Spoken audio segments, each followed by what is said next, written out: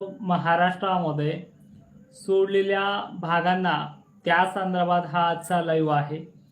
पश्चिम महाराष्ट्र, दक्षिण महाराष्ट्र याबाबत सुद्धा आजच्या या लाईव्हमध्ये मुख्य जे काही घटक आहेत किंवा पावसासंदर्भात जे काही अडथळे आहेत हे कोणत्या तारखेला दूर होतील आणि त्या संदर्भात आपण कालही फेसबुकला लाईव्हच्या माध्यमातून सांगितलंय. पण या पलीकडे जाऊन सांगायचं झालं की महाराष्ट्रातल्या उत्तरेकडील भागांना सुद्धा सोडलेल्या भागांपैकी चांगली व्याप्ती त्यांना आजही रात्री मिळणार आहे. त्याचबरोबर पूर्व विदर्भात सुद्धा चांगली जोरदार अतिवृष्टीसारखी बॅटिंग बऱ्याच भागांमध्ये चालू आहे. ज्या भागांना अत्यंत परेशान केलं होतं त्या भागात सुद्धा चालू आहे. सगळ्यात महत्त्वाचा घटक जो आहे मान्सूनचा ती म्हणजे गरमी आणि त्या गरमीची लेवल ही विदर्भाला पूर्व विदर्भाच्या भागांना चांगली मिळाली.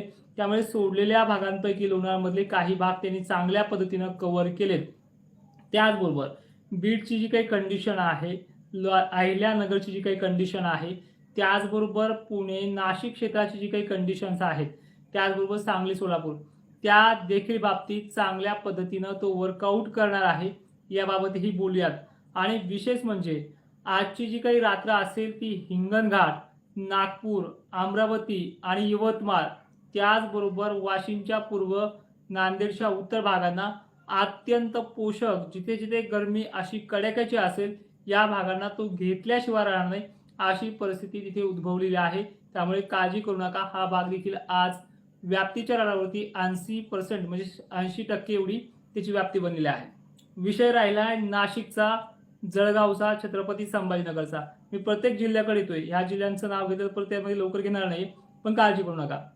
नाशिक जिल्ह्यामध्ये सुद्धा निफाडच्या काही भागांमध्ये वातावरण हे सक्रिय झालंय.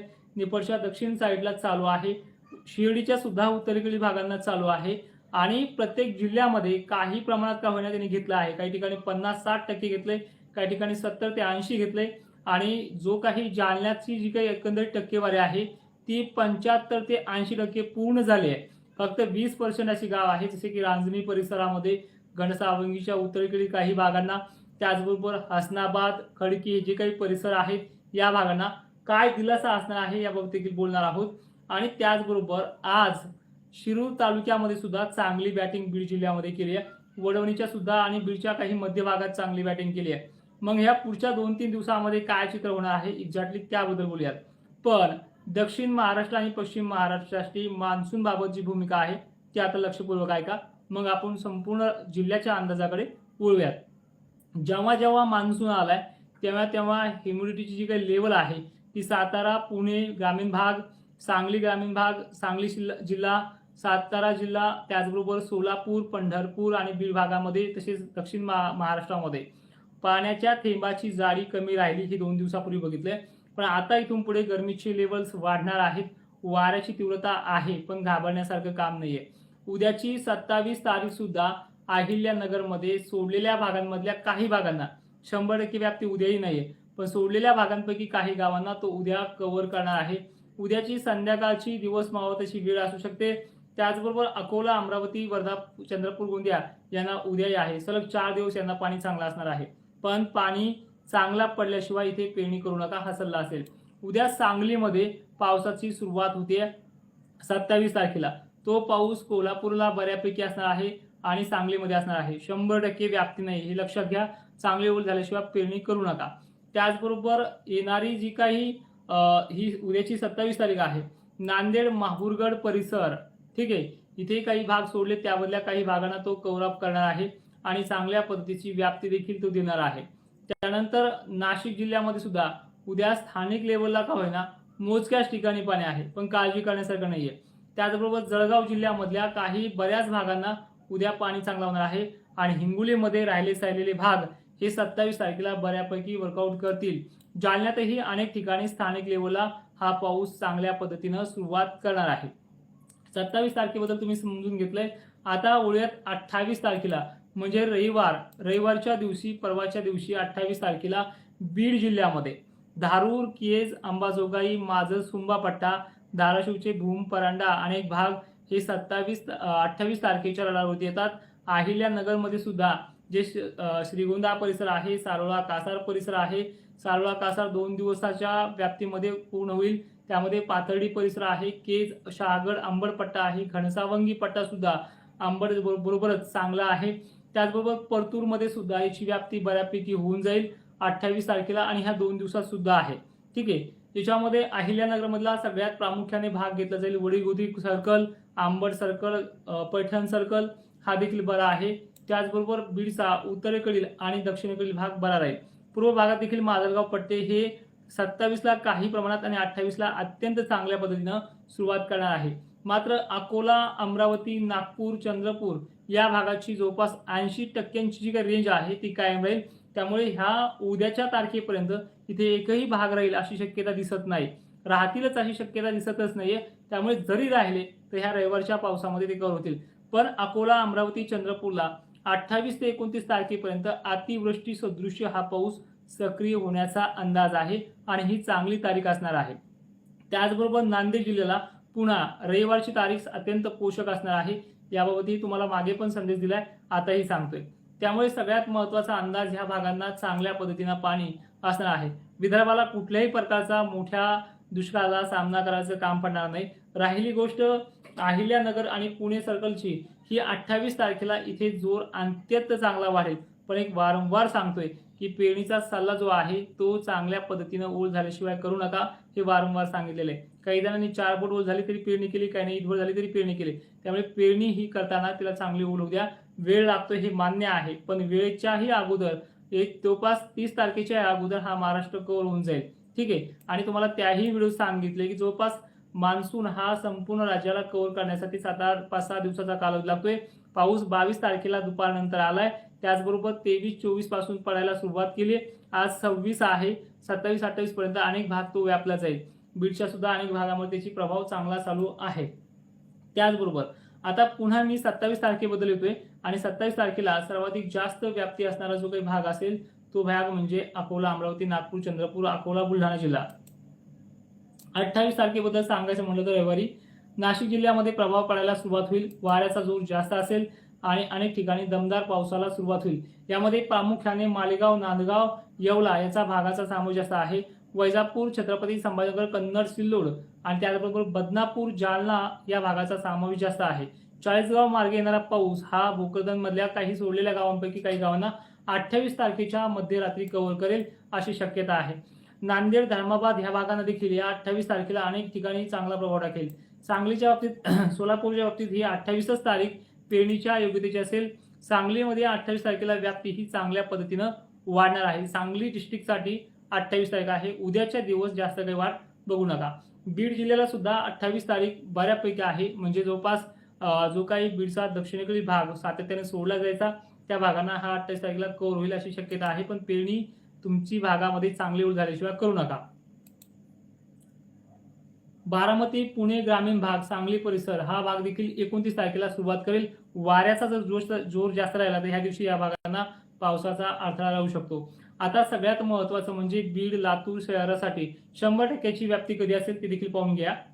सोलापूर जिल्हा, धाराशिव, बार्शी, लातूर, वसव कल्याण, कलबुर्गी ते बिदर या भागांना 29 तारखेला सगळेच गाव कव्हर होतील अशी शक्यता आहे. पण पेरणी चांगला पाऊस झाल्याशिवाय करू नका, धुळपेरणी करू नका.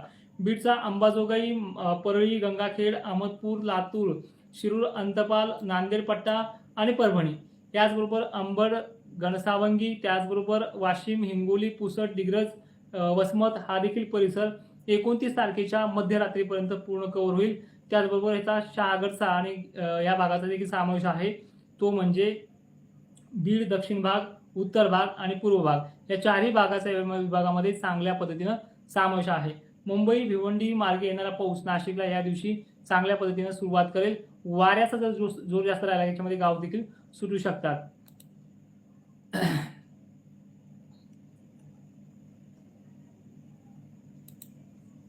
तर ही होती आतापर्यंतची अपडेट आणि आता तुमच्या कमेंटकडे फोकस करतोय. सगळ्यात महत्त्वाचं म्हणजे आज संध्याकाळी सुद्धा अनेक भागांना तो घेणार आहे. लक्षात ठेवा कुठला भाग येऊ शकतो. नाशिकचा जवळपास मनमाड तुम्हाला मी 28ही तारीख दिली आणि आजही तिथे काही ठिकाणी पाऊस होईल. मध्यरात्र खूप चांगले आहे, लक्षपूर्वक ऐका. सटाणा परिसर यामध्येही आज व्याप्ती बरी होईल. आजची आणि ह्या लाईव्ह पावसाची कंडिशन आहे. मालेगाव तालुक्यामध्ये नाशिकच्या बऱ्याच ठिकाणी हा पाणी होणार आहे. चाळीसगाव मध्ये काही ठिकाणी मुसळधार पाऊस स्थानिक लेवलला पडल्यासारखा पडू शकतो, तर काही ठिकाणी चांगल्या पद्धतीचा हा पेरणीयोग्य पाणी होईल.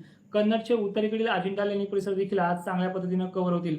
वैजापूरचा आणि शिर्डीचा मधला भाग जो आहे या भागात काही ठिकाणी वाहुणी तर मध्यम ते जोरदार पावसाची नोंद आता होईल. सध्या तिथे वातावरण सक्रिय आहे. गंगापूर पासून पश्चिमेस अंतर असलेल्या या भागांना चांगला पाणी होईल. संगमनेरमध्ये तुरळक ठिकाणी पाणी होणार आहे. त्याचबरोबर अहिल्यानगरच्या दक्षिण भागामध्ये म्हणजे सारोळ कासोडच्या आसपासचा जो काही परिसर आहे त्या भागात सुद्धा ही परिस्थिती उद्भवणार आहे. बीड जिल्ह्यामध्ये सुद्धा रात्रीच्या वेळेला गरमीची लेवल असलेल्या भागांना ते वातावरण अत्यंत ऍक्टिव्ह होऊन जाईल. नांदेडला सुद्धा परिस्थिती तीच आहे. म्हणजे आजची रात्र खूप महत्त्वाची आहे. आजच्या रात्रीपर्यंत मराठवाड्यातल्या काही भागांना तो दिलासा देईल आणि विदर्भातले जे काही राहिले सायले भाग आहेत यवतमाळ, चंद्रपूर, गोंदिया, त्याचबरोबर चंद्रपूरच्या बरोबर पश्चिम साईड, यवतमाळ साईड, हिंगोली, पुसद वगैरे भागांना देखील चांगल्या पद्धतीचा पाणी होईल. आता थोडक्यात आणि 2 मिनिटात समजून घ्या परिस्थिती कशी राहणार आहे. पश्चिम महाराष्ट्र 29 तारखेपर्यंत बऱ्यापैकी कव्हर होऊ शकतो. चांगल्या पद्धतीचं वातावरण तिथे बनणार आहे. सध्या वारे चालू आहेत. वाऱ्यामुळे गरमीची लेवल कालपर्यंत कमी होती ती आज वाढलेली आहे, पण ह्या 2 दिवसामध्ये ते पूर्ण कव्हर होईल. बीड जिल्ह्याने जवळपास 28 तारखेपर्यंत वाट बघायची. उद्याच्या 27 पासून संध्याकाळपासून तिथे पाणी सुरू होतोय. काळजी करण्यायोग्य मोठी गोष्ट नाही. आजही रात्री तुरळक ठिकाणी पाऊस पडेल, त्याचे व्हिडिओज तुम्हाला सकाळी पाहायला मिळतील. आणि छत्रपती संभाजीनगर बरोबरच जे काही जालन्याचे काही भाग राहिलेत यांना सुद्धा ह्या 2-3 दिवसामध्ये पाणी होईल. आणि एक महत्त्वाचं सांगण्याचा प्रयत्न करतोय, निसर्ग हा असमतोल का ठेवायला. अनेक ठिकाणी निसर्गाची जी काही हानी झालेली आहे त्यामुळे ज्या भागांना नकोय पाऊस त्या भागांना अतिवृष्टी वारंवार होत चाललेली आहे. हे चित्र तुम्ही पाहता. एक्झॅक्टली सॅम्पल सांगायचं म्हटलं तर भोकरदन तालुक्यामधलं काही ठिकाणी खूपच भयंकर पाऊस पडतोय. तोच पाऊस 10 ते 20 गावांना पुरेल असा पाऊस तो होता, पण तो अनेक ठिकाणी मुसळधार पद्धतीने पडतोय. हे असमतोल निसर्गाचा आपण पाहतोय. पण ह्या वर्षी दुष्काळाची जी काही चिन्ह आहे ती नॉर्मल वर्षासारखी आहेत. पेरण्या हा 4-8 दिवस लांबू शकतात, त्याच्यामध्ये मोठी अपवाद नाहीये. 22 पासून तर आज फक्त 5वा ते 6वा दिवस आहे. ठीक आहे, 6वाही दिवस नाहीये, 4था दिवस आहे पाऊस आल्यापासून. अजूनही 2 दिवस लांबला तर काय मोठी गोष्ट नाहीये. काळजी करू नका. धीर देण्याचा वारंवार प्रयत्न करेल आणि कोणी सुद्धा पेरणी ही अशा पद्धतीने करू नका जेणेकरून आपण फसले जाऊ. तर आता विनंती आहे, सोलापूरमध्ये सुद्धा सध्या काही भागांना पावसाची सुरुवात झाली आहे. तो भाग म्हणजे मोहोळ, पंढरपूर उत्तर साईड. ठीक आहे, हा धाराशिवकडे प्रस्थान करणार आहे. पुन्हा रात्रीच्या वेळेला आणखी काही भाग वाढणार आहेत, ते भाग देखील लक्षात घ्या. अहिल्यानगर दक्षिण भाग, बीड जिल्हा दक्षिण भाग म्हणजे कडाष्टी परिसर हा भाग त्याच्यामध्ये असणार आहे. पाऊस तिथे सुरू होईल कोणत्याही क्षणी.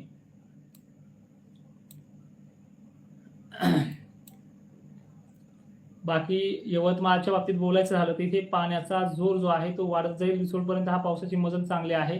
तर हा पाऊस रिसोड हिंगोलीला सुद्धा अर्ध्या मध्यरात्रीपर्यंत कव्हर होईल असा अंदाज आहे. म्हणजे आज सुद्धा सोडलेले बरेचसे गावं याच्यामध्ये कव्हर होतील. अकोला, अमरावतीचा समावेश तर अतिमुसळधार पावसामध्ये सध्या स्पष्ट आहे. आणि त्यामध्येही काही लोक म्हणत असतील की आमच्याकडे अजून थेंब नाही पडला, पण तुम्हाला सुद्धा ह्या अकोला अमरावतीकरांना आजही रात्री तो पाऊस चांगला प्रभाव टाकणार आहे. मित्रांनो, व्हिडिओमध्ये तेच थांबतो. उद्या 8:30 वाजता पुन्हा आपण असाच लाईव्ह घेऊयात. काय प्रश्न असतील तर ते मला. धन्यवाद.